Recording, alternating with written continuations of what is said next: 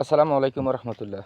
যারা content monetization fun নাই এখন অবধি, তারা কন্টেন্ট মনিটাইজেশন যদি ফান ফাইলেও সেট আপ করবেন না, এটা আপনাদের প্রতি আমার অনুরোধ।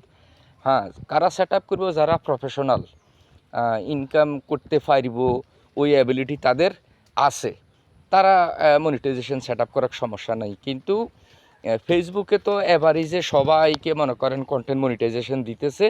এখন আপনি যে কন্টেন্ট মনিটাইজেশন সেট আপ করবেন, এই ক্ষেত্রে সেট আপ করতে গেলে আপনার টিএন সার্টিফিকেট লাগবে।